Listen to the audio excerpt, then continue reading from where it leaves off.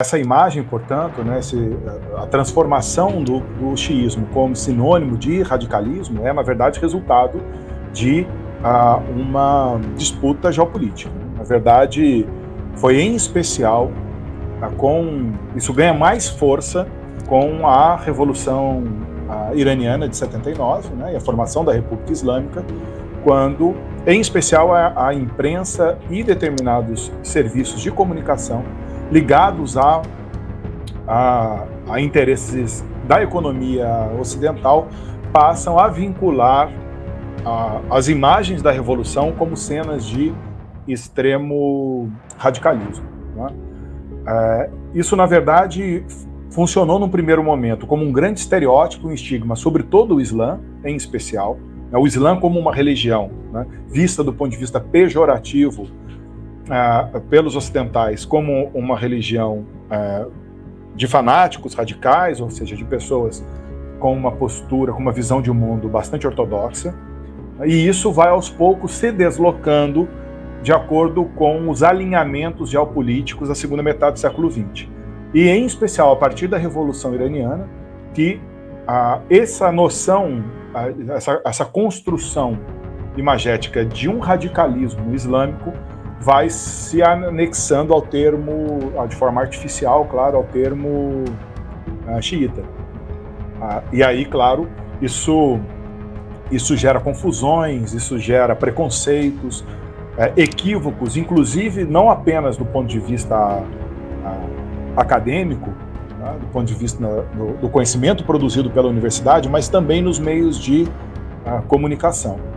Se nós acompanharmos, e há uma série de trabalhos de autores como o Davi Zanoni, o Andrew Patrick, aqui mesmo no Brasil, que vão ver como os jornais e a imprensa brasileira, como eles acompanharam a Revolução Iraniana e construíram, a partir das imagens, uma ideia de um Irã radical, né, ou de um xiismo radical. Isso é um trabalho de construção de imagem. São inúmeros os trabalhos que falam sobre isso, como, por exemplo, o trabalho do americano Douglas Kellner, que vai mostrar como a produção cinematográfica de Hollywood, que construiu o muçulmano como inimigo em muitos dos seus filmes, a partir da era Reagan, né, dos anos 80, a Hollywood conta com financiamento direto do Departamento de Estado norte-americano na produção desses filmes, né? Então, no campo que em política externa se chama de soft power, ou seja, de uma ação de atuação da política internacional, não pela força das armas ou da ação política direta, mas por meio de elementos culturais, como o cinema, como, enfim, né, o jornalismo, no modo geral, né, a mídia, no modo geral, melhor dizendo, se constrói uma imagem equivocada e completamente preconceituosa do Oriente Médio como espaço da violência, do Islã como uma religião ortodoxa e o xiismo como a expressão mais radical dessa dimensão. Bom, e esse processo, ele é desencadeado, se a gente for considerar agora, né, mais ao longo do tempo, né, no passado mais recente, por, eu diria, 4 importantes processos, né, que se devem ao colonialismo, à colonialidade, ao eurocentrismo, tá, e ao orientalismo.